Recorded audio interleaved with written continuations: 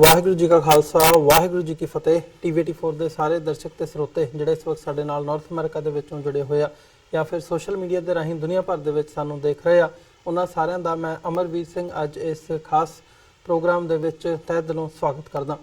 Viewers, ਅਸੀਂ ਅੱਜ ਵਿਸ਼ੇਸ਼ ਤੌਰ ਤੇ ਬਾਹਰਲੇ ਸਿੱਖ ਡਾਇਸਪੋਰਾ ਦੀ ਜਿਹੜੀਆਂ ਐਕਟੀਵਿਟੀਜ਼ ਹੈਗੀਆਂ ਨੇ, ਖਾਸ ਤੌਰ ਤੇ 1984 ਤੋਂ ਬਾਅਦ ਜਿਹੜੀਆਂ ਆਜ਼ਾਦੀ ਦੇ ਲਈ ਖਾਲਿਸਤਾਨ ਦੀਆਂ ਐਕਟੀਵਿਟੀਜ਼ ਉਦੋਂ ਸ਼ੁਰੂ ਹੋਈਆਂ ਸੀ।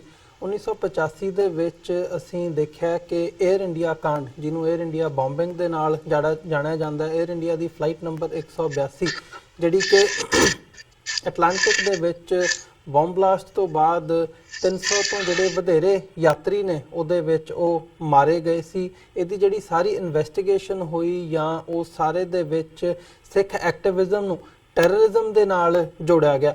ਇੱਦਾਂ ਦੀ ਜਿਹੜੀ ਘਟਨਾ ਹੈ ਇਹ ਸਾਡੇ ਅਜੋਕੇ ਇਤਿਹਾਸ ਦੇ ਵਿੱਚ ਇਸ ਵਕਤ ਸਾਂਭੀ ਹੋਈ ਹੈ। ਵੱਡੀ ਗੱਲ ਇਹ ਹੈ ਕਿ ਇਹਦੀ ਜਿਹੜੀ ਇਨਵੈਸਟੀਗੇਸ਼ਨ ਹੈ ਉਹ ਕੈਨੇਡੀਅਨ ਅਥਾਰਟੀਜ਼ ਵੱਲੋਂ ਅੱਜ ਵੀ ਉਹ ਖੁੱਲੀ ਰੱਖੀ ਹੋਈ ਹੈ, ਓਪਨ ਹੈ, ਜਿਹਦੇ ਵਿੱਚ ਇਨਵੈਸਟੀਗੇਸ਼ਨ ਚੱਲ ਰਹੀ ਹੈ। ਪਰ ਸਿੱਖਾਂ ਨੂੰ ਇਹਦੇ ਵਿੱਚ ਇਨਵੋਲਵ ਕੀਤਾ ਗਿਆ, ਇੰਪਲੀਕੇਟ ਕੀਤਾ ਗਿਆ। ਹਾਲਾਂਕਿ ਜਿਹੜੇ ਬਾਅਦ ਦੇ ਵਿੱਚ ਜਿਨ੍ਹਾਂ ਸਿੱਖਾਂ ਦੇ ਉੱਤੇ ਨਾਮ ਪਰਚਿਆਂ ਦੇ ਵਿੱਚ ਆਏ ਵੀ, ਉਹਨਾਂ ਨੂੰ ਬਾਅਦ 'ਚ ਉਹਨਾਂ ਦੀ ਇੰਡਾਈਟਮੈਂਟ ਨਹੀਂ ਹੋਈ ਉਸ ਮਾਮਲੇ ਦੇ ਵਿੱਚ। ਪਰ ਜਿਹੜੀ ਬਦਨਾਮੀ ਹੈ ਜਾਂ ਸਿੱਖ ਮੂਵਮੈਂਟ ਹੈ, ਸਿੱਖ ਸੰਘਰਸ਼ ਹੈ ਸਾਰਾ, ਉਹਨੂੰ ਟੈਰਰਿਜ਼ਮ ਦੇ ਨਾਲ ਜੋੜਨ ਦੇ ਵਿੱਚ ਇਸ ਸਾਰੇ ਕਾਂਡ ਨੇ ਬੜਾ ਵੱਡਾ ਰੋਲ ਅਦਾ ਕੀਤਾ। ਤੇ ਸਿੱਖ ਜਥੇਬੰਦੀਆਂ ਹੋਣ ਜਾਂ ਸਿੱਖ ਇੰਡੀਵਿਜੂਅਲਸ ਹੋਣ ਜਿਹੜੇ ਡਾਇਸਪੋਰਾ ਦੇ ਵਿੱਚ ਇੱਥੇ ਬੈਠੇ ਆ, ਜਿਹੜੇ ਐਕਟਿਵਿਸਟ ਨੇ, ਉਹਨਾਂ ਦਾ ਸਿੱਧੇ ਤੇ ਸਾਫ਼ ਤੇ ਸਪਸ਼ਟ ਸ਼ਬਦਾਂ ਦੇ ਵਿੱਚ ਕਹਿਣਾ ਹੈ ਕਿ ਇਸ ਦੇ ਪਿੱਛੇ ਜਿਹੜੀਆਂ ਇੰਡੀਅਨ ਏਜੰਸੀਜ਼ ਸੀ ਉਹਨਾਂ ਨੇ ਬੜਾ ਵੱਡਾ ਰੋਲ ਪਲੇ ਕੀਤਾ ਸੀ। ਇਹਦੇ ਤੇ ਕਿਤਾਬਾਂ ਵੀ ਤੇ ਇਨਵੈਸਟੀਗੇਸ਼ਨ ਦੇ ਵਿੱਚ ਵੀ ਕੈਨੇਡੀਅਨ ਅਥਾਰਟੀਜ਼ ਵੱਲੋਂ ਇਹ ਗੱਲ ਕਿਤੇ ਨਾ ਕਿਤੇ ਬੜੇ ਪੁਖਤਾ ਸਬੂਤਾਂ ਦੇ ਨਾਲ ਜਿਹੜੀ ਆ ਉਹ ਸਾਹਮਣੇ ਆਈ ਹੈ। ਪਰ ਇਸ ਵਕਤ ਇਨਵੈਸਟੀਗੇਸ਼ਨ ਓਪਨ ਹੈ ਤੇ ਇਸ ਦੀ ਜਿਵੇਂ ਅਸੀਂ ਵਰ੍ਹੇਗੰਢ ਦੀ ਜਦੋਂ ਗੱਲ ਕਰਦੇ ਹਾਂ, ਅਸੀਂ 34ਵੇਂ ਸਾਲ ਦੇ ਵਿੱਚ ਗੱਲ ਕਰ ਰਹੇ ਹਾਂ ਤੇ ਕੱਲ ਨੂੰ ਸ਼ਾਮ ਦੇ 6:30 ਵਜੇ ਗ੍ਰੇਟਰ ਟੋਰਾਂਟੋ ਏਰੀਆ ਦੇ ਵਿੱਚ ਜਿਹੜੀ ਮੈਮੋਰੀਅਲ ਬਣੀ ਹੋਈ ਹੈ ਇਸ 에ਅਰ ਇੰਡੀਆ ਬੰਬਿੰਗ ਦੇ ਵਿਕਟਿਮਸ ਦੇ ਲਈ, ਉੱਥੇ ਸਿੱਖ ਕਮਿਊਨਿਟੀ ਵੱਲੋਂ ਜਿਹੜੇ ਸਿੱਖ ਨੁਮਾਇੰਦੇ ਹੈਗੇ ਆ, ਸਿੱਖ ਸੰਗਤਾਂ ਨੇ ਗ੍ਰੇਟਰ ਟੋਰਾਂਟੋ ਏਰੀਆ ਦੇ ਵਿੱਚ, ਉਹਨਾਂ ਵੱਲੋਂ ਇੱਕ ਕੈਂਡਲ ਲਾਈਟ ਵਿਜਲ ਉਹਨਾਂ ਜਿਹੜੇ ਵਿਕਟਿਮਸ ਨੇ, ਜਿਹੜੇ ਪੀੜਤ ਨੇ, ਉਹਨਾਂ ਦੀ ਜਿਹੜੀ ਕਮੈਮੋਰੇਟ ਕਰਦੇ ਆ, ਉਹਨਾਂ ਦੇ ਨਾਲ ਦੁੱਖ ਦਾ ਇਜ਼ਹਾਰ ਕਰਦੇ ਆ, ਜਿਹੜੀ ਇਹ ਕੈਂਡਲ ਲਾਈਟ ਵਿਜਲ ਹੈ ਉਹ ਪਲਾਨ ਕੀਤੀ ਗਈ ਹੈ। ਸੋ ਇਸ ਬਾਰੇ ਅਸੀਂ ਅੱਜ ਗੱਲਬਾਤ ਕਰਾਂਗੇ। ਜਿਹੜੀ ਇਹ ਲੋੜ ਕਿਉਂ ਮਹਿਸੂਸ ਹੋਈ ਹੈ? ਦੂਜਾ ਸਾਲ ਹੈ ਜਦੋਂ ਮੈਮੋਰੀਅਲ ਸਰਵਿਸ ਉਹਨਾਂ ਪੀੜਤਾਂ ਦੀ ਯਾਦ ਦੇ ਵਿੱਚ ਸਿੱਖ ਭਾਈਚਾਰੇ ਵੱਲੋਂ ਰੱਖੀ ਗਈ ਹੈ। ਸੋ ਕੈਨੇਡੀਅਨ ਪਰਸਪੈਕਟਿਵ ਤੋਂ ਜਦੋਂ ਅਸੀਂ ਦੇਖਦੇ ਹਾਂ ਤਾਂ ਟੋਰਾਂਟੋ ਤੋਂ ਸਰਦਾਰ ਸੁਖਮਿੰਦਰ ਸਿੰਘ ਹੰਸਰਾ, ਜਿਹੜੇ ਕਿ ਐਕਟਿਵਿਸਟ ਨੇ, ਅਕਾਲੀ ਦਲ ਅੰਮ੍ਰਿਤਸਰ ਕੈਨੇਡਾ ਈਸਟ ਦੇ ਪ੍ਰਧਾਨ ਨੇ, ਉੱਥੋਂ ਸਾਡੇ ਨਾਲ ਇਸ ਵਕਤ ਜੁੜੇ ਨੇ। ਆਓ ਉਹਨਾਂ ਨਾਲ ਮਿਲ ਕੇ ਅੱਜ ਦੀ ਇਸ ਵਿਚਾਰ ਚਰਚਾ ਦੀ ਸ਼ੁਰੂਆਤ ਕਰਦੇ ਹਾਂ। ਹੰਸਰਾ ਸਾਹਿਬ, ਤੁਹਾਡਾ ਸਵਾਗਤ ਹੈ ਜੀ। ਵਾਹਿਗੁਰੂ ਜੀ ਕਾ ਖਾਲਸਾ ਵਾਹਿਗੁਰੂ ਜੀ ਕੀ ਫਤਿਹ। ਅਮਰਵੀਰ ਸਿੰਘ ਜੀ, ਵਾਹਿਗੁਰੂ ਜੀ ਕਾ ਖਾਲਸਾ ਵਾਹਿਗੁਰੂ ਜੀ ਕੀ ਫਤਿਹ। ਹੰਸਰਾ ਸਾਹਿਬ, ਸ਼ੁਰੂਆਤ ਕਰੀਏ। ਇਹ ਦੂਜਾ ਸਾਲ ਹੈ ਜਦੋਂ ਤੁਸੀਂ ਬਾਕੀ ਸਾਰੀ ਜਿਹੜੀ ਸਿੱਖ ਸੰਗਤ ਹੈ ਗ੍ਰੇਟਰ ਟੋਰਾਂਟੋ ਏਰੀਆ ਦੀ ਤੇ ਗੁਰਦੁਆਰਾ ਸਾਹਿਬਾਨ ਨੇ ਰਲ ਕੇ ਇੱਕ ਮੈਮੋਰੀਅਲ ਸਰਵਿਸ ਜਿਹੜੀ ਹੈ ਆਰਗੇਨਾਈਜ਼ ਕਰ ਰਹੇ ਹੋ। ਇਹਦਾ ਮਕਸਦ ਕੀ ਹੈ? ਜੇ ਇਹ ਕਹਿਣਾ ਹੋਵੇ ਜਿਸ ਕਾਂਡ ਨੇ, ਜਿਸ ਬੰਬਿੰਗ ਨੇ ਸਿੱਖ ਸੰਘਰਸ਼ ਨੂੰ ਟੈਰਰਿਜ਼ਮ ਦੇ ਖਾਤੇ ਵਿੱਚ ਪਾਉਣ ਦੇ ਵਿੱਚ ਬੜਾ ਵੱਡਾ ਰੋਲ ਅਦਾ ਕੀਤਾ, ਇਹ ਕੀ ਲੋੜ ਮਹਿਸੂਸ ਹੋਈ ਕਿ ਹੁਣ ਤੁਸੀਂ ਦੂਜੇ ਸਾਲ ਇਹ ਜਿਹੜੀ ਮੈਮੋਰੀਅਲ ਸਰਵਿਸ ਹੈ ਉਹ ਕਰਨ ਜਾ ਰਹੇ ਹੋ? ਅਮਰਵੀਰ ਸਿੰਘ ਜੀ, ਵੈਸੇ ਤਾਂ 23 ਜੂਨ 1985 ਨੂੰ ਜਦੋਂ ਇਹ ਘਟਨਾ ਵਾਪਰੀ ਸੀ, ਮੈਨੂੰ ਲੱਗਦਾ ਕਿ ਹਰ ਹਿਰਦਾ ਉਦੋਂ ਇੱਕ ਵਾਰ ਕੰਬ ਉੱਠਿਆ ਸੀਗਾ, ਕਿਉਂਕਿ ਸਿੱਖ ਤਾਂ ਕਦੇ ਵੀ ਇਸ ਤਰ੍ਹਾਂ ਜਿਹੜੇ ਬੇਦੋਸ਼ਾਂ ਦੀ ਜਾਨਾਂ ਲੈਣ ਦੇ ਕਦੇ ਉਹਦੇ ਹਾਮੀ ਨਹੀਂ ਰਹੇ। ਇਹ ਪਤਾ ਲੱਗ ਗਿਆ ਸੀਗਾ ਕਿ ਕਾਰਾ ਇਹ ਕਿਸੇ ਸ਼ਰਾਰਤੀ ਵੱਲੋਂ ਕਰਵਾਇਆ ਗਿਆ ਹੈ। ਪਰ ਹਲੇ ਜਹਾਜ਼ ਦਾ ਕੁਝ ਖੁਰਾ ਖੋਜ ਲੱਭਿਆ ਵੀ ਨਹੀਂ ਸੀ। ਭਾਰਤੀ ਹਕੂਮਤ ਦੇ ਜਿਹੜੇ ਕਰਿੰਦੇ ਟੋਰਾਂਟੋ ਦੇ ਵਿੱਚ ਨੇ, ਖਾਸ ਕਰਕੇ ਇੱਥੋਂ ਦੇ ਕਾਉਂਸਲ ਜਨਰਲ, ਉਹਨਾਂ ਨੇ ਪਹਿਲਾਂ ਹੀ ਇਹ ਕਹਿ ਦਿੱਤਾ ਸੀ ਕਿ ਇਹ ਸਿੱਖ ਅੱਤਵਾਦੀਆਂ ਦਾ ਜਾਂ ਸਿੱਖ ਖਾਲਿਸਤਾਨੀਆਂ ਦਾ ਕਾਰਾ ਹੈ। ਉਹ ਉਹਨਾਂ ਦੀ ਨੀਤ ਪਤਾ ਲੱਗ ਗਈ ਸੀਗੀ। ਪਰ ਬਿਕਾਜ਼ ਉਦੋਂ ਸਿੱਖ ਹਲੇ ਨਵੇਂ ਆਰਗੇਨਾਈਜ਼ ਹੋਏ ਸੀਗੇ, ਕੋਈ ਖਾਸ ਐਡਾ ਕਿਸੇ ਦਾ ਬੜਾ ਤਜਰਬਾ ਵੀ ਨਹੀਂ ਸੀਗਾ। ਗੁਰਦੁਆਰਾ ਸਾਹਿਬਾਨਾਂ ਦੇ ਵਿੱਚ ਅਕਸਰ ਅਰਦਾਸਾਂ ਹੁੰਦੀਆਂ ਰਹੀਆਂ ਉਹਨਾਂ ਮਾਰੇ ਗਏ ਲੋਕਾਂ ਦੀ ਖਾਤਰ। 329 ਲੋਕ ਮਾਰੇ ਗਏ ਸਨ ਉਹਦੇ ਵਿੱਚ। ਤੇ ਪਰ ਜਿਹੜਾ ਇੱਕ ਖਲਾ ਜਿਹਾ ਪੈਦਾ ਹੋ ਗਿਆ ਸੀਗਾ ਤੇ ਅਸੀਂ ਕਿਉਂਕਿ ਹੁਣ ਸਾਡੀ ਮੂਵਮੈਂਟ ਵੀ ਮੈਚੁਰ ਹੋ ਗਈ ਆ, ਹੁਣ ਸਾਰੇ ਇਹਦੇ ਮੈਂਬਰ ਵੀ ਮੈਚੁਰ ਹੋ ਗਏ ਨੇ, ਤੇ ਅਸੀਂ ਇਸ ਕਰਕੇ ਪਿਛਲੇ ਸਾਲ ਤੋਂ ਇਹਨੂੰ ਅਬਵ ਸਰਵਿਸ ਕਰ ਦਿੱਤਾ ਕਿ ਅਸੀਂ ਪਬਲਿਕ ਤੌਰ ਦੇ ਉੱਤੇ ਇਸ ਦੁੱਖ ਦੇ ਵਿੱਚ ਸ਼ਰੀਕ ਹੋਵਾਂਗੇ। ਪਬਲਿਕ ਤੌਰ ਦੇ ਉੱਤੇ ਅਸੀਂ ਜਿਹੜੀ ਇਹ ਕਮੈਮੋਰੇਸ਼ਨ ਕਰਾਂਗੇ। ਪਬਲਿਕ ਤੌਰ ਤੇ ਅਸੀਂ 329 ਲੋਕ, ਉਹਨਾਂ ਦੇ ਪਰਿਵਾਰ, ਉਹਨਾਂ ਦੇ ਰਿਸ਼ਤੇਦਾਰ, ਉਹਨਾਂ ਦੇ ਯਾਰ ਦੋਸਤ ਤੇ ਅਫਕੋਰਸ ਕਮਿਊਨਿਟੀ ਐਟ ਲਾਰਜ, ਜਿੰਨੇ ਵੀ ਇਸ ਕਾਂਡ ਦੇ ਨਾਲ ਪ੍ਰਭਾਵਿਤ ਹੋਏ ਨੇ, ਅਸੀਂ ਉਹਨਾਂ ਦੇ ਦੁੱਖ ਦੇ ਵਿੱਚ ਸ਼ਰੀਕ ਹੋਵਾਂਗੇ ਜੀ। ਤੇ ਜਦੋਂ ਇਹ ਪਿਛਲੇ ਸਾਲ ਅਸੀਂ ਐਲਾਨ ਕੀਤਾ ਤਾਂ ਇੱਕ ਵਾਰੀ ਬਹੁਤ ਸਾਰੇ ਲੋਕਾਂ ਨੂੰ ਬੜੀ ਹੈਰਾਨੀ ਵੀ ਹੋਈ, ਸਾਡੇ ਆਪਣੇ ਲੋਕਾਂ ਨੂੰ ਵੀ ਕਾਫੀ ਹੈਰਾਨੀ ਹੋਈ ਕਿ ਇਹ ਹੁਣ ਆਲ ਆਫ ਸਡਨ ਕੀ ਲੋੜ ਹੈ। ਪਰ ਅਸੀਂ ਸਮਝਦੇ ਹਾਂ ਕਿ ਇਹਦੀ ਲੋੜ ਉਦੋਂ ਤੱਕ ਰਹੇਗੀ ਜਦ ਤੱਕ ਇਹਦੇ ਜਿਹੜੇ ਅਸਲੀ ਕਲਪਟਸ ਨੇ, ਇਹਦੇ ਅਸਲੀ ਜ਼ਿੰਮੇਵਾਰ ਲੋਕ ਨੇ ਜਿਹੜੇ ਉਹ ਸਾਹਮਣੇ ਨਹੀਂ ਆ ਜਾਂਦੇ। ਸਾਨੂੰ ਪਤਾ ਹੈ ਕਿ ਰਾਅ ਵਰਗੀਆਂ ਏਜੰਸੀਆਂ ਜਿਹੜੀਆਂ ਉਹ ਕੈਨੇਡਾ ਦੇ ਵਿੱਚ ਤਾਂ ਉਦੋਂ ਦੀਆਂ ਹੀ ਐਕਟਿਵ ਨੇ। ਧਰ ਦੀ ਕਿਤਾਬ ਬੜੀ ਸਪਸ਼ਟ ਤੌਰ ਦੇ ਉੱਤੇ ਉਹਨਾਂ ਦੀ ਨੀਤਾਂ ਨੂੰ ਬਿਆਨ ਕਰਦੀ ਰਹੀ ਆ। ਈਵਨ ਜੇ ਤੁਸੀਂ ਹੋਰਾਂ ਮੁਲਕਾਂ ਦੇ ਵਿੱਚ ਵੀ ਵੇਖੋ, ਰਾਅ ਜਿਹੜੀ ਆ ਉਹ ਬਹੁਤ ਸਾਰੇ ਘਟੀਆ ਕਾਰਨਾਮੇ ਆਪਣੇ ਮੁਲਕ ਦੇ ਵਜੂਦ ਨੂੰ ਬਚਾਉਣ ਦੀ ਖਾਤਰ ਕਹਿ ਲਓ, ਜਾਂ ਫਿਰ ਆਪਣੇ ਆਪ ਨੂੰ ਚੰਗਾ ਦਰਸਾਉਣ ਤੇ ਦੂਸਰਿਆਂ ਨੂੰ ਮਾੜਾ ਦਰਸਾਉਣ ਦੀ ਖਾਤਰ ਕਰਦੀ ਰਹਿੰਦੀ ਹੈ। ਸੋ ਪਿਛਲੇ ਸਾਲ ਜਦੋਂ ਅਸੀਂ ਇਹ ਚੈਲੰਜ ਇੱਕ ਕਿਸਮ ਦਾ ਜਿਹੜਾ ਮੈਮੋਰੀਅਲ ਕੀਤਾ ਤਾਂ ਇੱਕ ਚੈਲੰਜ ਬਣ ਗਿਆ ਸਿਸਟਮ ਲਈ ਵੀ ਤੇ ਉਹਨਾਂ ਲੋਕਾਂ ਲਈ ਵੀ। ਤੇ ਇਸ ਸਾਲ ਫੇਰ ਅਸੀਂ ਕੱਲ ਨੂੰ ਇੱਕ ਦਿਨ ਪਹਿਲਾਂ, ਕਿਉਂਕਿ 23 ਤਾਰੀਖ ਨੂੰ ਜਿਹੜੀ ਵਿਕਟਮਸ ਦੀ ਐਸੋਸੀਏਸ਼ਨ, ਵਿਕਟਮਸ ਦੇ ਪਰਿਵਾਰਾਂ ਦੀ ਐਸੋਸੀਏਸ਼ਨ ਬਣੀ ਆ, ਉਹਨਾਂ ਵੱਲੋਂ 23 ਤਾਰੀਖ ਨੂੰ ਉਸ ਦਿਨ ਦੇ ਦਿਨ ਮੈਮੋਰੀਅਲ ਸਰਵਿਸ ਕੀਤੀ ਜਾਂਦੀ ਹੈ। ਸੋ ਅਸੀਂ ਉਹਨਾਂ ਦੇ ਨਾਲ ਵੀ ਕੋਈ ਕੌਨਫਲਿਕਟ ਨਹੀਂ ਸੀ ਚਾਹੁੰਦੇ। ਸੋ ਅਸੀਂ ਇੱਕ ਦਿਨ ਪਹਿਲਾਂ ਇਹ ਮੈਮੋਰੀਅਲ ਸਰਵਿਸ ਰੱਖੀ ਆ ਤਾਂ ਕਿ ਅਸੀਂ ਇਹਦੇ ਜ਼ਰੀਏ ਦੋ ਕੰਮ ਕਰੀਏ। ਇੱਕ ਤਾਂ ਅਸੀਂ ਦੁੱਖ ਦੇ ਵਿੱਚ ਸ਼ਰੀਕ ਹੁੰਦੇ ਆ, ਜਿਹੜੇ ਕਿ ਅਸੀਂ ਪਿਛਲੇ 34 ਸਾਲਾਂ ਤੋਂ ਸ਼ਰੀਕ ਹੁੰਦੇ ਆ ਰਹੇ ਹਾਂ। ਇਹ ਗੱਲ ਵੱਖਰੀ ਹੈ ਕਿ ਹੁਣ ਅਸੀਂ ਪਬਲਿਕ ਤੌਰ ਤੇ ਹੋ ਰਹੇ ਹਾਂ। ਤੇ ਦੂਸਰਾ, ਅਸੀਂ ਗਵਰਨਮੈਂਟ ਆਫ ਕੈਨੇਡਾ ਨੂੰ ਇਹ ਗੱਲ ਟਣਕਾ ਕੇ, ਪਿਛਲੇ ਸਾਲ ਅਸੀਂ ਇੱਕ ਡਿਮਾਂਡ ਕੀਤੀ ਸੀ, ਐਤਕੀ ਅਸੀਂ ਪ੍ਰਧਾਨ ਮੰਤਰੀ ਨੂੰ ਚਿੱਠੀ ਲਿਖ ਕੇ ਇਸ ਗੱਲ ਦੀ ਉਹਨਾਂ ਤੋਂ ਮੰਗ ਕਰ ਰਹੇ ਹਾਂ ਕਿ ਇੱਕ inquiry commission, fresh inquiry commission with absolute mandate, ਇਹ ਜਿਹੜਾ ਸਾਡਾ ਵਿੱਚ ਲਫ਼ਜ਼ ਅਸੀਂ ਪਾਇਆ ਐਬਸੋਲੂਟ ਮੈਂਡੇਟ ਦੇ ਨਾਲ ਇੱਕ ਕਮਿਸ਼ਨ ਬਣਾਇਆ ਜਾਏ, ਜਿਹੜਾ ਕਿ ਘੱਟੋ ਘੱਟ ਇਹ ਸਾਨੂੰ ਦੱਸੇ ਕਿ ਇਹ ਕਿਹਨੇ ਸਕੀਮ ਬਣਾਈ ਸੀ, ਕਿਹਨੇ ਇਹਨੂੰ ਫੰਡ ਕੀਤਾ ਤੇ ਕਿਹਨੇ ਇਹਨੂੰ ਕੈਰੀ ਆਊਟ ਕੀਤਾ। ਇਹਦੇ 3 ਕੰਪੋਨੈਂਟਸ ਅਸੀਂ ਬਣਾ ਕੇ ਪ੍ਰਧਾਨ ਮੰਤਰੀ ਤੋਂ ਮੰਗ ਕੀਤੀ ਆ। ਸੋ ਮੈਂ ਸਮਝਦਾ ਹਾਂ ਕਿ ਜੋ ਸਾਡੀਆਂ ਸਿੱਖਾਂ ਦੀ ਪਨੀਰੀ ਇਸ ਮੁਲਕ ਦੇ ਵਿੱਚ ਪਲ ਰਹੀ ਆ, ਇਹ ਉਹਨਾਂ ਦੇ ਮੱਥੇ ਦੇ ਉੱਤੇ ਜੋ ਸਟਿਗਮਾ ਪਿਛਲੇ 33-34 ਸਾਲ ਤੋਂ ਲੱਗਿਆ ਹੋਇਆ ਹੈ, ਅਸੀਂ ਇਹਨੂੰ ਕਿਸੇ ਨਾ ਕਿਸੇ ਢੰਗ ਦੇ ਨਾਲ ਸੋਲਵ ਕਰਨਾ ਚਾਹੁੰਦੇ ਆ। ਇਹ ਅਨਫੋਰਚੂਨੇਟ ਆ ਅਮਰਵੀਰ ਸਿੰਘ ਜੀ ਕਿ ਬਹੁਤਾਤ ਦੇ ਵਿੱਚ ਤਕਰੀਬਨ ਆਲਮੋਸਟ 2010 ਤੱਕ ਜਾਂ ਈਵਨ 2011-12 ਤੱਕ ਕੈਨੇਡੀਅਨ ਗਵਰਨਮੈਂਟ ਨੇ ਇਹਨੂੰ ਕੈਨੇਡੀਅਨ ਟ੍ਰੈਜੇਡੀ ਹੀ ਨਹੀਂ ਸਮਝਿਆ ਜੀ। ਮੈਂ ਤੁਹਾਨੂੰ ਹੈਰਾਨਗੀ ਵਾਲੇ ਤੱਥ ਦੱਸਣੇ ਚਾਹੁੰਦਾ ਕਿ ਜਦੋਂ ਇਹ ਘਟਨਾ ਵਾਪਰੀ ਤਾਂ ਉਦੋਂ ਕੈਨੇਡਾ ਦੇ ਪ੍ਰਧਾਨ ਮੰਤਰੀ ਸੀਗੇ ਬਰਾਇਨ ਮਰੂਨੀ ਸਾਹਿਬ, ਤੇ ਉਧਰ ਭਾਰਤ ਦੇ ਪ੍ਰਧਾਨ ਮੰਤਰੀ ਸੀ ਉਦੋਂ ਰਾਜੀਵ ਗਾਂਧੀ। ਬਰਾਇਨ ਮਰੂਨੀ ਨੇ ਫੋਨ ਚੱਕ ਕੇ ਰਾਜੀਵ ਗਾਂਧੀ ਨੂੰ ਅਫਸੋਸ ਕੀਤਾ ਕਿ ਇਹ ਐਡਾ ਵੱਡਾ ਘਟਨਾ ਹੋਈ, ਇੰਨੇ ਲੋਕ ਮਾਰੇ ਗਏ ਨੇ। ਤੀਜੇ ਦਿਨ ਰਿਪੋਰਟ ਆ ਗਈ ਕਿ 329 ਦੇ ਵਿੱਚੋਂ 286 ਲੋਕ ਕੈਨੇਡੀਅਨ ਸਨ ਜੀ। ਸੋ ਮਰੇ ਕੈਨੇਡੀਅਨ ਲੋਕ ਹੈ। ਕੈਨੇਡਾ ਦੀ ਟ੍ਰੈਜੇਡੀ ਆ। ਕੈਨੇਡਾ ਤੋਂ ਇਹ ਜਹਾਜ਼ ਉੱਡਿਆ ਸੀਗਾ ਤੇ ਕੈਨੇਡਾ ਦਾ ਪ੍ਰਧਾਨ ਮੰਤਰੀ ਭਾਰਤ ਦੇ ਪ੍ਰਧਾਨ ਮੰਤਰੀ ਕੋਲ ਅਫਸੋਸ ਕਰਦਾ, ਹਾਲਾਂਕਿ ਹੋਣਾ ਪੁੱਠਾ ਚਾਹੀਦਾ ਸੀ।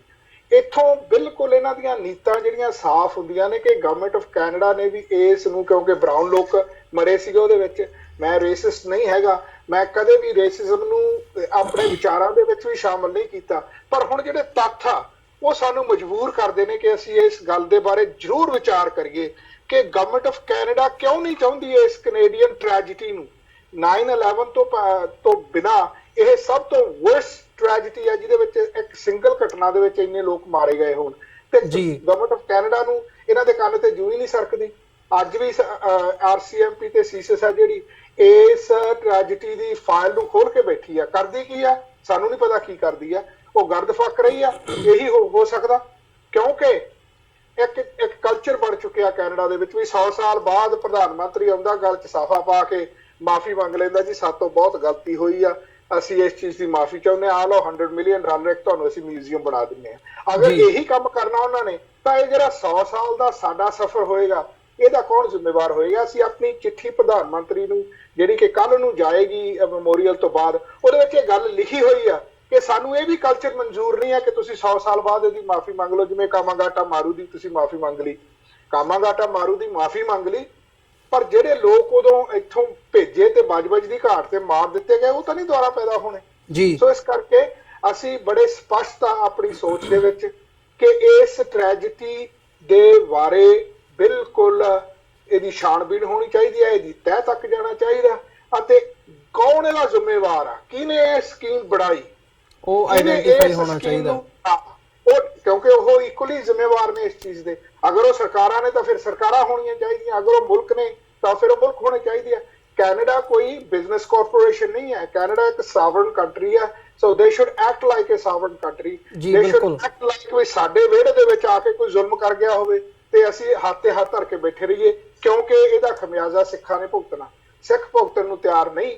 ਅਸੀਂ ਇਹ ਬੜਾ ਸਪਸ਼ਟ ਤੌਰ ਤੇ ਲੋਕਾਂ ਨੂੰ ਕਹਿਣਾ ਚਾਹੁੰਦੇ ਹਾਂ। ਜੀ ਹੰਸਰਾ ਸਾਹਿਬ, ਜਿਵੇਂ ਤੁਸੀਂ ਗੱਲ ਕੀਤੀ ਹੈ ਕਿ ਜਿਹੜੇ ਵਿਕਟਿਮਸ ਨੇ, ਜਿਹੜੀ ਉਹਨਾਂ ਦੀ ਐਸੋਸੀਏਸ਼ਨ ਹੈ, ਉਹਨਾਂ ਨੇ ਇੱਕ ਦਿਨ ਬਾਅਦ, ਜਿਸ ਦਿਨ ਇਹਦੀ ਐਨੀਵਰਸਰੀ ਹੈ ਪ੍ਰੋਪਰ ਇਸ ਬੰਬਿੰਗ ਦੀ, ਉਦੋਂ ਉਹਨਾਂ ਨੇ ਉੱਥੇ ਜਿਹੜੀ ਮੈਮੋਰੀਅਲ ਸਰਵਿਸ ਹੈ ਉਹ ਕਰਨੀ ਹੈ। ਕਿ ਤੁਹਾਡੇ ਨਾਲ ਜਦੋਂ ਤੁਸੀਂ ਸ਼ੁਰੂ ਕੀਤਾ ਸਵਾਲ ਵੀ ਉੱਠੇ, ਤੁਸੀਂ ਦੱਸਿਆ ਈਵਨ ਆਪਣੀ ਕਮਿਊਨਿਟੀ ਦੇ ਵਿੱਚੋਂ ਵੀ ਇਹ ਗੱਲ ਆਈ ਕਿ ਕਿਉਂ ਇਹਦੀ ਲੋੜ ਕਿਉਂ ਹੈ, ਤੇ ਕੀ ਜਿਹੜੇ ਵਿਕਟਿਮਸ ਨੇ ਜਾਂ ਉਹਨਾਂ ਦੇ ਜਿਹੜੇ ਪਰਿਵਾਰ ਨੇ ਉਹ ਤੁਹਾਡੇ ਨਾਲ ਇਸ ਸਾਰੇ ਇਸ਼ੂ ਦੇ ਉੱਤੇ ਸਹਿਮਤ ਹੁੰਦੇ ਆ, ਜਾਂ ਤੁਹਾਡੇ ਨਾਲ ਤੁਹਾਡੀ ਜਿਹੜੀ ਸਿੱਖ ਕਮਿਊਨਿਟੀ ਐਜ਼ ਅ ਕਮਿਊਨਿਟੀ ਉੱਥੇ ਮੈਮੋਰੀਅਲ ਸਰਵਿਸ ਦੇ ਵਿੱਚ ਸ਼ਮੂਲੀਅਤ ਕਰਦੀ ਹੈ, ਕਿ ਉਹ ਸ਼ਾਮਲ ਹੁੰਦੇ ਨੇ ਇਸ ਦੇ ਵਿੱਚ?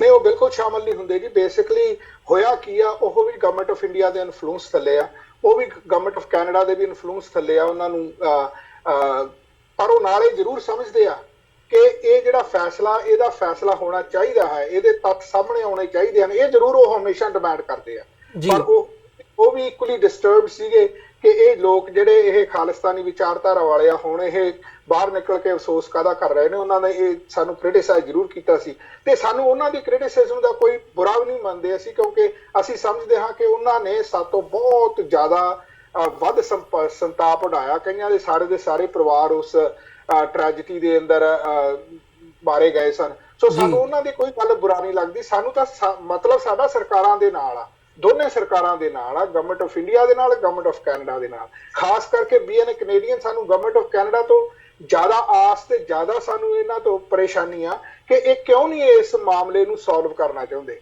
ਜਸਟਿਸ ਜੌਨ ਮੇਜਰ ਦੀ ਇਨਕੁਆਇਰੀ ਹੋਈ ਜੀ, ਜਿਹੜੀ ਕਿ ਪ੍ਰਧਾਨ ਮੰਤਰੀ ਸਟੀਫਨ ਹਾਰਪਰ ਨੇ ਆਰਡਰ ਕੀਤੀ ਸੀਗੀ। ਹੁਣ ਤੁਸੀਂ ਜਸਟਿਸ ਜੌਨ ਮੇਜਰ ਦੀ ਜਿਹੜੀ ਵੈਬਸਾਈਟ ਆ ਉਸ ਇਨਕੁਆਇਰੀ ਦੀ, ਉਹਦੇ ਤੇ ਜਾ ਕੇ ਵੇਖ ਲਓ। ਸ਼ੁਰੂ ਦੇ ਵਿੱਚ ਉਹਨੂੰ ਕੁਝ ਹਦਾਇਤਾਂ ਦਿੱਤੀਆਂ ਗਈਆਂ ਸਰਕਾਰ ਵੱਲੋਂ ਜਦੋਂ ਉਹਨੂੰ ਅਪਾਇੰਟ ਕੀਤਾ ਗਿਆ ਸੀ ਜੀ। ਉਹ ਜਦੋਂ ਤੁਸੀਂ ਹਦਾਇਤਾਂ ਪੜ੍ਹਦੇ ਹੋ, ਉੱਥੋਂ ਤੁਹਾਨੂੰ ਪਤਾ ਲੱਗ ਜਾਂਦਾ ਕਿ ਇਹਨਾਂ ਦੀ ਨੀਤ ਕਿੰਨੀ ਮਾੜੀ ਆ।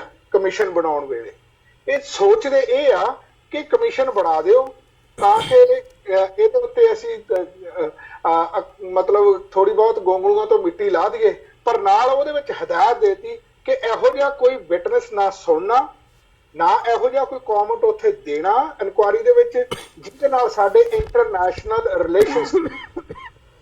ਹੁਣ ਮੈਨੂੰ ਇਹ ਗੱਲ ਸਮਝ ਨਹੀਂ ਆਉਂਦੀ ਕਿ 329 ਲਾਸ਼ਾਂ ਤੁਹਾਡੇ ਵਿਹੜੇ ਵਿੱਚ ਪਈਆਂ ਤੇ ਤੁਹਾਨੂੰ ਇੰਟਰਨੈਸ਼ਨਲ ਰਿਲੇਸ਼ਨਸ ਦਾ ਫਿਕਰ ਆ। ਜੇ ਤੁਸੀਂ ਇੱਕ ਸਾਵਰਨ ਕੰਟਰੀ ਹੋ ਤਾਂ ਫਿਰ ਤੁਹਾਨੂੰ ਇਸ ਚੀਜ਼ ਦਾ ਕੀ ਫਿਕਰ ਆ। ਜੇ ਤੁਸੀਂ ਬਿਜ਼ਨਸ ਕਾਰਪੋਰੇਸ਼ਨ ਹੋ ਫਿਰ ਤੁਹਾਨੂੰ ਫਿਕਰ ਹੋਏਗਾ, ਕਿਉਂਕਿ ਤੁਸੀਂ ਡਾਲਰ ਐਂਡ ਸੈਂਟਸ ਦੇ ਨਾਲ ਡਰਿਵਨ ਹੋ। Canada is not driven by dollar cents. They should not be delivered by dollar cents.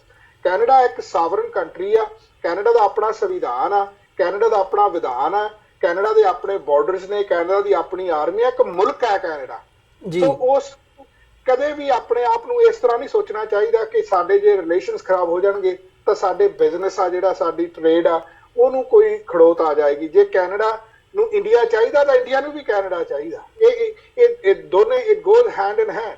ਕਦੇ ਵੀ ਹਿਊਮਨ ਰਾਈਟਸ ਦੀ ਜਿਹੜੀ ਟ੍ਰੇਡ ਆ ਉਹ ਡਾਲਰ ਸੈਂਸ ਦੇ ਨਾਲ, ਅਸੀਂ ਕੈਨੇਡਾ ਦੀ ਸਰਕਾਰ ਨੂੰ ਚਾਹੁੰਦੇ ਆ ਕਿ ਅਸੀਂ ਇਹਨਾਂ ਨੂੰ ਐਸਾ ਕਰਨ ਤੋਂ ਵਰਜੀਏ ਤੇ ਇਹਨਾਂ ਨੂੰ ਅਲਾਉ ਨਾ ਕਰੀਏ। ਬਸ ਜਿਉਂ-ਜਿਉਂ ਇਹ ਸਾਡੀ ਮੂਵਮੈਂਟ ਆ ਜਿਹੜੀ ਅਮਰਵੀਰ ਸਿੰਘ ਜੀ ਜ਼ੋਰ ਫੜਦੀ ਜਾਊਗੀ, ਤਿਉਂ ਤੋਂ ਗਵਰਨਮੈਂਟ ਆਫ ਕੈਨੇਡਾ ਨੂੰ ਇਹਦੇ ਬਾਰੇ ਸੋਚਣ ਤੋਂ ਮਜਬੂਰ ਹੋਣਾ ਪਏਗਾ।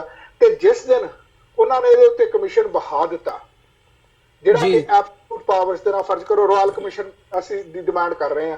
ਰਾਇਲ ਕਮਿਸ਼ਨ ਹੈ ਜਿਹੜਾ, ਉਹ ਜਦੋਂ ਅਪਾਇੰਟ ਹੋ ਜਾਂਦਾ ਉਸ ਤੋਂ ਬਾਅਦ ਉਹਦੇ ਉੱਤੇ ਕੋਈ ਪੋਲੀਟੀਕਲ ਇਨਫਲੂਐਂਸ ਨਹੀਂ ਹੁੰਦਾ। ਉਹਨੂੰ ਸਿਰਫ ਤੁਸੀਂ ਰਿਸੋਰਸਿਸ ਦੇਣੇ ਹੁੰਦੇ ਆ, ਉਹਦੇ ਉੱਤੇ ਕੋਈ ਟਾਈਮ ਫਰੇਮ ਨਹੀਂ ਹੁੰਦਾ।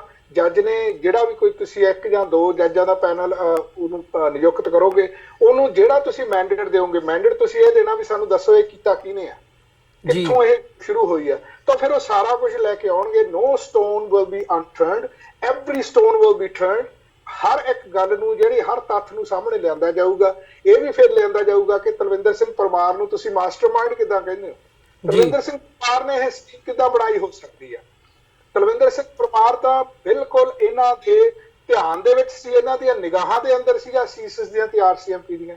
ਤੇ ਫਿਰ ਉਹ ਕਿਸ ਤਰ੍ਹਾਂ ਇਹੋ ਜਿਹੀ ਸਕੀਮ ਬਣਾ ਕੇ ਕੈਰੀ ਆਊਟ ਕਰ ਗਿਆ। ਇਹਦਾ ਮਤਲਬ ਸਕੀਮ ਕਿਤੋਂ ਹੋਰ ਬਣੀ ਆ, ਸਕੀਮ ਕਿਤੇ ਕੋਈ ਹੋਰ ਬਣਾਉਣ ਵਾਲਾ, ਫੰਡਿੰਗ ਕਿਤੋਂ ਹੋਰ ਹੋਈ ਆ, ਕੈਰੀ ਆਊਟ ਕਿਤੋਂ ਹੋਰ ਹੋਈ ਆ। ਸਿਰਫ ਉਹਦੇ ਤਲਵਿੰਦਰ ਸਿੰਘ ਦੇ ਨਾਂ ਦੇ ਉੱਤੇ ਮੜ ਕੇ ਇਹ ਫਾਈਲ ਕਲੋਜ਼ ਕਰਨੀ ਚਾਹੁੰਦੇ ਆ। ਤੇ ਗੁਰੂ ਮਿਹਰ ਕਰੇ ਸਿੱਖ ਵੀ ਕੈਨੇਡਾ ਦੇ ਜਾਗਣ, ਸਿੱਖ ਲੀਡਰਸ਼ਿਪ ਵੀ ਜਾਗੇ ਕਿ ਅਸੀਂ ਉਹਨਾਂ ਨੂੰ ਇਸ ਤਰ੍ਹਾਂ ਫਾਈਲ ਕਲੋਜ਼ ਨਾ ਕਰਨ ਦੇਵਾਂਗੇ। ਅਸੀਂ ਉਹਨਾਂ ਨੂੰ ਹਰ ਤੱਥ ਸਾਹਮਣੇ ਲਿਆ ਕੇ ਅਸਲੀ ਕਲਪਟਸ ਉਹਨਾਂ ਨੂੰ ਨੰਗਿਆਂ ਕਰਨ ਤੋਂ ਬਿਨਾਂ ਇਹ ਫਾਈਲ ਕਲੋਜ਼ ਨਹੀਂ ਹੋਣ ਦੇਵਾਂਗੇ। ਜੀ ਹੰਸਰਾਜ ਸਾਹਿਬ, ਜਿਵੇਂ ਹਮੇਸ਼ਾ ਜਦੋਂ ਵੀ ਇਸ ਬੰਬਿੰਗ ਬਾਰੇ ਗੱਲ ਹੁੰਦੀ ਹੈ ਤਾਂ ਇੰਡੀਅਨ ਮੀਡੀਆ ਹੋਵੇ ਜਾਂ ਅਥਾਰਟੀਜ਼ ਹੋਣ, ਆਫੀਸ਼ੀਅਲੀ ਅਨਆਫੀਸ਼ੀਅਲੀ ਉਹਨਾਂ ਵੱਲੋਂ, ਜਿਵੇਂ ਤੁਸੀਂ ਪਹਿਲਾਂ ਵੀ ਦੱਸਿਆ, ਇਹ ਗੱਲ ਖਾਲਿਸਤਾਨ ਦੇ ਨਾਲ ਖਾਲਿਸਤਾਨੀਆਂ ਦੇ ਸਿਰ ਤੇ ਮੜੀ ਜਾਂਦੀ ਹੈ ਤੇ ਉਹਨਾਂ ਨੂੰ ਇੰਡਾਈਟ ਕਰਨ ਦੇ ਹਵਾਲੇ ਨਾਲ ਵੀ ਜਿਹੜੀ ਇਨਵੈਸਟੀਗੇਸ਼ਨਸ ਨੇ ਉਸੇ ਪਾਸੇ ਨੂੰ ਜਿਹੜਾ ਇਸ਼ਾਰਾ ਵੀ ਹੋਇਆ ਬਹੁਤ ਵੱਡੇ ਲੈਵਲ ਤੇ। ਪਰ ਤੁਸੀਂ ਕੀ ਸਮਝਦੇ ਹੋ ਕਿ ਕਿਹੜੇ ਤੱਥ ਨੇ ਜਿਹੜੇ ਅੱਖੋਂ ਪਰੋਖੇ ਕੀਤੇ ਗਏ ਨੇ ਆਰਸੀਐਮਪੀ ਵੱਲੋਂ ਜਾਂ ਸੀਸਸ ਵੱਲੋਂ ਇਹ ਸਾਰੀ ਇਨਵੈਸਟੀਗੇਸ਼ਨ ਦੇ ਦੌਰਾਨ, ਜਿਹਦੇ ਨਾਲ ਸਿੱਖ ਮੂਵਮੈਂਟ ਨੂੰ ਬੜਾ ਵੱਡਾ ਧੱਕਾ ਲੱਗਾ ਤੇ ਜਿਹੜੀ ਸਾਰੀ ਇੱਕ ਲਹਿਰ ਸੀ ਉਹਨੂੰ ਟੈਰਰਿਜ਼ਮ ਦੇ ਨਾਲ ਜੋੜਿਆ ਗਿਆ? ਦੇਖੋ, ਸੀਸਸ ਸਾਡੀ ਉਦੋਂ ਬਿਲਕੁਲ ਨਵੀਂ ਆਰਗੇਨਾਈਜੇਸ਼ਨ ਸੀਗੀ, ਕੈਨੇਡੀਅਨ ਸਿਕਿਉਰਿਟੀ ਇੰਟੈਲੀਜੈਂਸ ਸਰਵਿਸਿਜ਼, ਤੇ ਆਰਸੀਐਮਪੀ ਉਸ ਤੋਂ ਪਹਿਲਾਂ ਹੁੰਦੀ ਸੀਗੀ। ਆਰਸੀਐਮਪੀ ਤੇ ਸੀਸਸ ਦੋਨੇ ਹੀ ਆਰਗੇਨਾਈਜੇਸ਼ਨਸ ਬੱਬਰ ਖਾਲਸਾ ਦੇ ਉੱਤੇ ਨਿਗਾਹ ਰੱਖ ਰਹੀਆਂ ਸਨ। ਉਹਨਾਂ ਦੇ ਸਾਰੇ ਫੋਨ ਵਾਇਰ ਟੈਪ ਹੁੰਦੇ ਸੀਗੇ। ਤੇ ਜਦੋਂ ਇਹ ਕਾਂਡ ਵਾਪਰ ਗਿਆ, ਆਲ ਆਫ ਸਡਨ ਉਹ ਵਾਇਰ ਟੈਪਿੰਗ ਹੈ ਜਿਹੜੀ ਉਹ ਡਿਸਟਰੋਏ ਕਰ ਦਿੱਤੀ ਗਈ। ਉਹ ਐਵੀਡੈਂਸ ਹੀ ਹੈ ਨਹੀਂ ਗੇ, ਮੌਜੂਦ ਹੀ ਹੈ ਨਹੀਂ। ਸੋ ਉਹ ਡਿਸਟਰੋਏ ਕਾਹਦੇ ਲਈ ਕੀਤੇ ਗਏ? ਕਿ ਇਹਨਾਂ ਨੂੰ ਟੇਪਾਂ ਚਾਹੀਦੀਆਂ ਸੀ ਹੁਣ? ਆਈ ਮੀਨ ਜੀ, it don't make sense ਕਿ ਤੁਸੀਂ ਵਾਰ ਟੈਪਿੰਗ ਕਰ ਰਹੇ ਹੋ ਇੱਕ ਗਰੁੱਪ ਦੀ ਤੇ ਉਹਨਾਂ ਦੀ ਤੁਸੀਂ ਸਾਰੀ ਵਾਰ ਟੈਪਿੰਗ ਡਿਸਟਰੋਏ ਕਰਕੇ ਫਿਰ ਕਹਿੰਦੇ ਹੋ ਜੀ ਇਹਨਾਂ ਨੇ ਕੀਤਾ ਸੀ। ਸੋ ਇਸ ਕਰਕੇ ਇਹ ਕਦੇ ਵੀ ਨਹੀਂ ਹੋ ਸਕਦਾ ਕਿ ਤੁਸੀਂ, ਜੇ ਵਾਕਈ ਇਹਨਾਂ ਨੇ ਕੀਤਾ ਹੁੰਦਾ, ਜੇ ਵਾਕਈ ਤੁਹਾਡੇ ਕੋਲ ਕੋਈ ਐਵੀਡੈਂਸ ਹੁੰਦੇ ਤਾਂ ਤੁਸੀਂ ਉਹ ਐਵੀਡੈਂਸ ਆਪ ਹੱਥੀਂ ਖੁਦ ਡਿਸਟਰੋਏ ਕਿਉਂ ਕਰਦੇ? ਸੋ ਇਹ ਜਿਹੜੀ ਸਭ ਤੋਂ ਵੱਡਾ ਤੱਥ ਤਾਂ ਇਹੀ ਆ।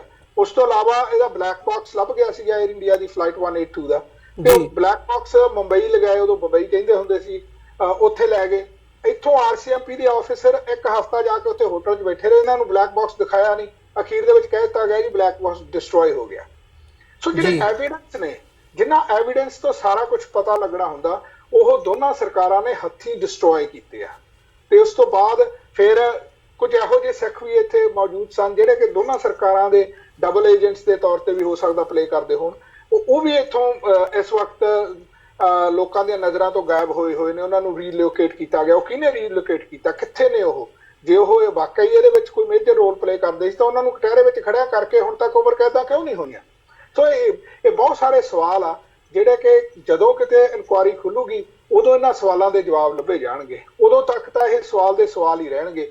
ਬੇਸਿਕਲੀ ਜੇ ਤੁਸੀਂ ਸੌਫਟ ਟਾਰਗੇਟ ਨੂੰ ਧਿਆਨ ਨਾਲ ਪੜ੍ਹ ਲਵੋ, ਲਾਈਨ ਟੂ ਲਾਈਨ ਉਹਦੀ ਸਾਰੀਆਂ ਲਾਈਨਾਂ ਨੂੰ ਸ਼ਰੈਡ ਕਰ ਲਵੋ, ਤਾਂ you will understand between the lines ਵੀ ਤੁਹਾਨੂੰ ਸਾਰਾ ਕੁਝ ਪਤਾ ਲੱਗ ਜਾਵੇਗਾ ਕਿ ਕਿੱਥੇ ਕੈਨੇਡਾ ਨੂੰ ਇੱਕ ਸੌਫਟ ਟਾਰਗੇਟ ਦੇ ਨਾਂ ਤੇ ਵਰਤਿਆ ਗਿਆ। ਕੈਨੇਡਾ ਨੂੰ ਇੱਕ ਬੜਾ ਅਣਭੋਲ ਜਿਹਾ ਮੁਲਕ, ਅਣਭੋਲ ਜਿਹੇ ਲੋਕ ਸਮਝ ਕੇ ਇੱਥੇ ਆ ਕੇ ਉਹਨਾਂ ਨੇ ਆਪਣਾ ਜਿਹੜਾ ਕਾਰਾ ਹੈ ਆਪ ਰਾਹ ਦੇ ਮੈਂਬਰਾਂ ਨੇ ਕੀਤਾ। ਇਹ ਬੜੇ ਸਪਸ਼ਟ ਆ ਤੇ ਆਉਣ ਵਾਲੇ ਸਮੇਂ ਦੇ ਵਿੱਚ ਮੈਨੂੰ ਪੂਰਨ ਯਕੀਨ ਆ, ਕਿਉਂਕਿ ਮੈਂ ਆਪਟਿਮਿਸਟਿਕ ਬਹੁਤ ਆ, ਮੈਂ ਬੜਾ ਪੋਜ਼ਿਟਿਵ ਹੋ ਕੇ ਚੱਲਦਾ ਕਿ ਸਿੱਖ ਕਿਤੇ ਉੱਠ ਖੜਨ ਨਾ ਜੀ। ਅਸੀਂ ਇਹਦੀ ਇਨਕੁਆਇਰੀ ਖਿਲਾਉਣੀ ਆ ਤਾਂ ਇਹ ਇਨਕੁਆਇਰੀ 2 ਸਾਲਾਂ ਦੇ ਵਿੱਚ ਖੁੱਲ ਸਕਦੀ ਆ।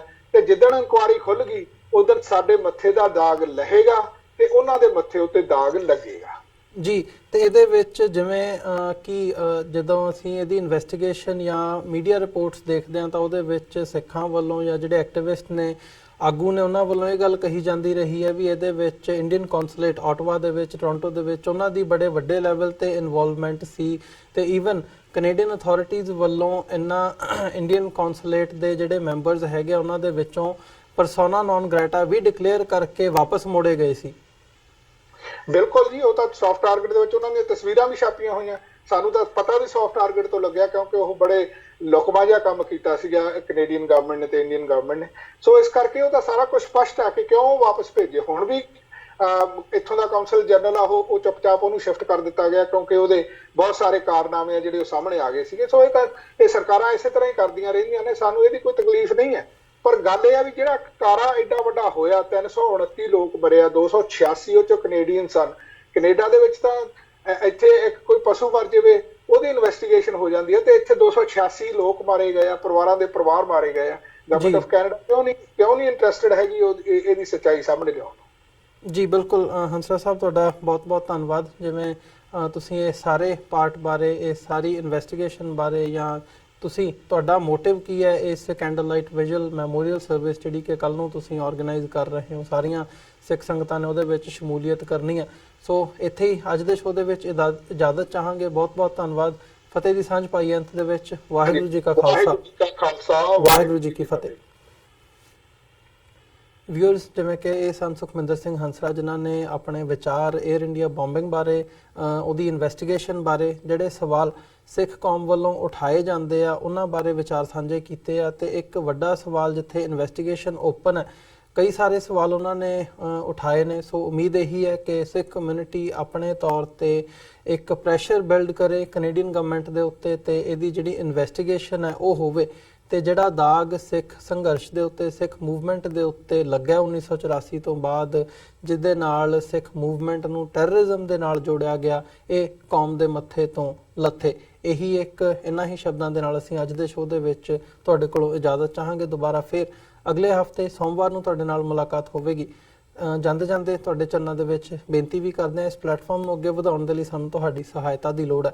TV84 ਨੂੰ ਡੋਨੇਟ ਕਰਨ ਦੇ ਲਈ ਤੁਸੀਂ ਸਾਡੀ ਵੈਬਸਾਈਟ www.tv84.tv ਤੇ ਜਾ ਕੇ ਸਾਨੂੰ ਡੋਨੇਟ ਕਰ ਸਕਦੇ ਹੋ, ਤੇ ਮੰਥਲੀ ਡੋਨੇਸ਼ਨਸ ਦੇ ਲਈ ਪਲੇਜ ਕਰ ਸਕਦੇ ਹੋ।